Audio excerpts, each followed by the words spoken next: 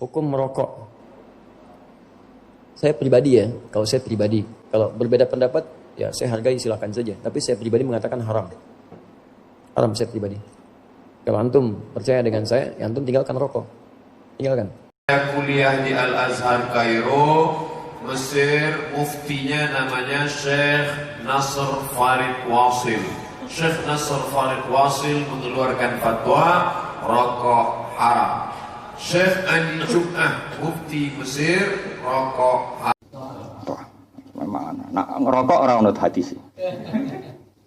Ono riwayat untungnya dhaif malah maudhu, bau seton. Berarti wong bar rokok salat iku gak sah. Hukum merokok. Saya pribadi ya, kalau berbeda pendapat ya saya hargai, silakan saja. Tapi saya pribadi mengatakan haram. Haram saya pribadi. Kalau antum percaya dengan saya, ya antum tinggalkan rokok. Tinggalkan. Tolong sampaikan pada saya saja bukti, satu saja menguatkan pada saya bahwa rokok itu bisa halal. Halal itu kan artinya nggak ada masalah, hilal muskilah, nggak ada masalahnya. Tidak menimbulkan masalah, tidak madarat, tidak melanggar unsur yang bisa menyebabkan jatuh hukum-hukum yang sifatnya kemudian mencegah dari keburukan. Baik, mencegah dari keburukan, segala yang halal pasti baik. Baik dari segi hukum, baik dari manfaat, baik untuk kesehatan kalau itu makanan, baik untuk fisik kalau itu pakaian, baik untuk kehidupan kalau itu sekitaran dalam kehidupan kita. Sekarang persoalannya, tolong tunjukkan pada saya di mana sisi baik rokok yang dipandang secara objektif itu baik.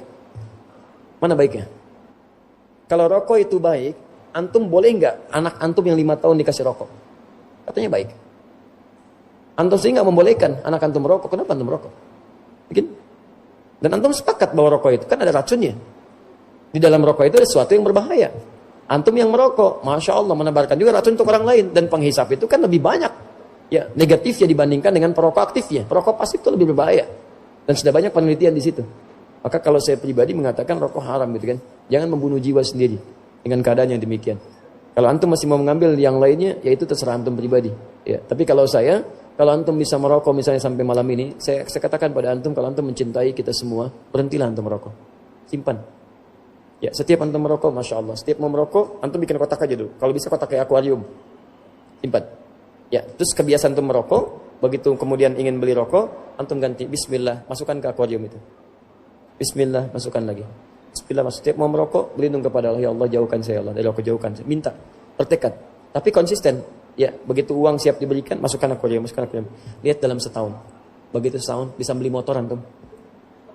Buka akuariumnya, antum lihat. Ternyata kebiasaan merokok itu, ketika antum simpan, hasilnya bisa bermanfaat lebih untuk antum. Ya, jadi saya mohon kepada antum semua, kalau merokok lebih baik berhenti saja. Kalau ada pendapat lain, itu pendapat masing-masing. Tidak harus saling berselisih di situ. Jelas ya? Ustadz nggak merokok aja, nggak tahu caranya merokok. Ya memang saya nggak merokok, kan? Apa yang mau dipaksakan di situ? Saat saya kuliah di Al-Azhar Kairo, Mesir, muftinya namanya Syekh Nasr Farid Wasil. Syekh Nasr Farid Wasil mengeluarkan fatwa rokok haram. Syekh Andi Jum'ah, mufti Mesir, rokok haram. Mufti Saudi Arabia Syekh Abdul Aziz Ibnu Baz, rokok haram. Fatwa Muhammadiyah, rokok haram.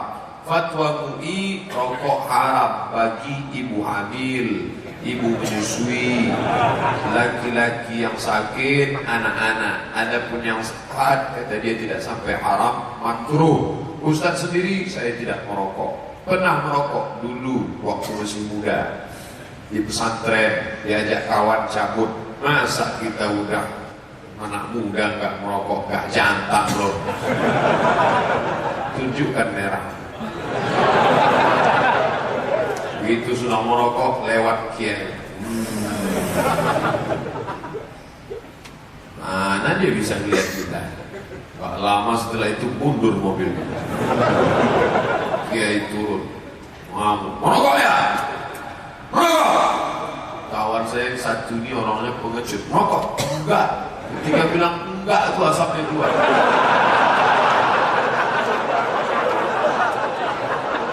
Kami pulang ke asrama, di situ saya bernazar, ya Allah, ini nanti habis maghrib pasti akan dipanggil ini nama-nama yang merokok. Hukuman zaman itu kalau merokok, tapak tangan dipukul pakai batang sapu rotan dan kemudian digundul.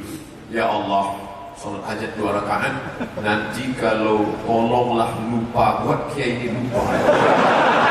Kalau dia lupa, aku akan baca Yasin 3 kali dan aku berhenti merokok.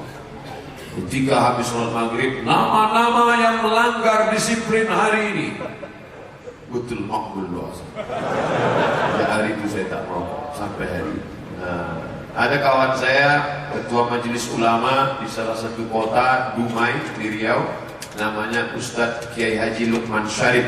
Kata Kiai Haji Lukman Syarif, seorang kiai, di belakang rumahnya ada pohon nanas, ada pohon ubi, ada pohon jagung, ada pohon tembakau. Suatu malam datang segerombolan babi. Besok pagi kiai buka pintu, dia lihat jagungnya habis, ubinya habis, tembakau tidak. Ubi habis, jagung habis, buah-buahan habis dimakan babi. Hanya tembakau yang tidak disentuh babi. Ternyata dalam dunia babi pun tembakau haram.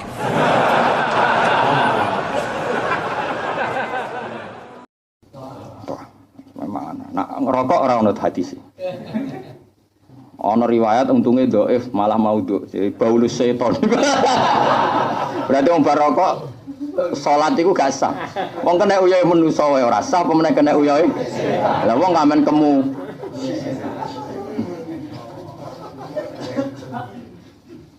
Mergo jare versi kitab iki. Tapi kalau gak sepakat. Aku lo yakin itu masalah kitab masalah. Kau jare setan itu diusir ke swarga. Saking wedine kepuyong. Terus gawe setan udah di baku dari ini. Waduh, bayar rokok lah. Kulo ora setuju mbek riwayat iku. Aku yo mending ngene mbek kiai iku waduh. Aku masuk swarga kok trimo tibake uyaya kok. Setan wong mukmin ae sing swarga ora nguyu kok setan. Kulo keberatan kulo ora cocok mbek riwayat niku, tapi go meden-medeni wong rokok wis. Terus loro cek mulyane mbako kok kaya tanaman swarga perkara. Sing asli ya Bojonegoro iku lha apa mbako kok ndi? Mulane kula niku ya niku.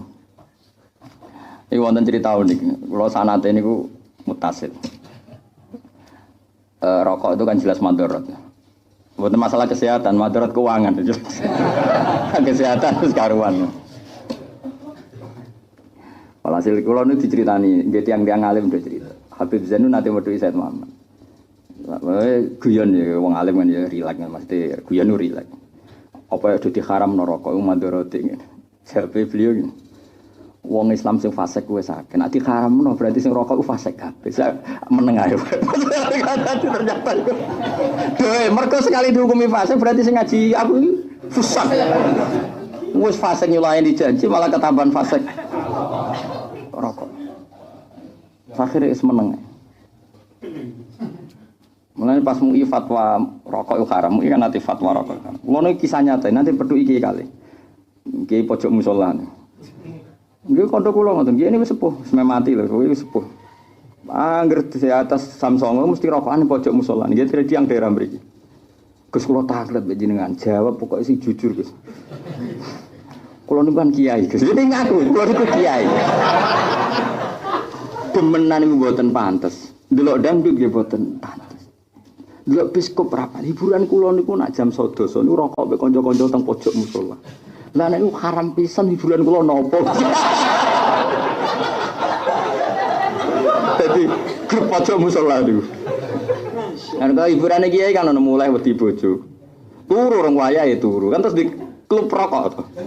Wong sepuh-sepuh niku ya ono sing umur 70 terus biasane pojok-pojok musala. Kok ning jero musala iku ngrusak musala, pojok kan sedengan. Akhirnya tajam, gimpun halal. Gus matur. Tadi kula nu melok, kula nu nganti sing ngrasa dosa kok tau fatwa halal. Mergo niku kula baru dirayu niku. Dirayu kula niku kiai Gus. Jadi zina ya ora pantes, ora dangdutan yo. Ora pantes. Hiburan rokok mon kok diharamno MUI. Maksudnya pas iku dene risau ambek fatwa napa? Pokoke niku kula pun anut jenengan Gus. Umur halal-halal. Aku ya tahu terjebak rayuan. Sebenarnya nggak boleh seorang alim memberi hukum karena faktor no rayuan. Nah, tapi piye hukum sepuro pangeran. Muka dimai ngono jadi. Mata no mengharukan. Iki timbang stres malah lor.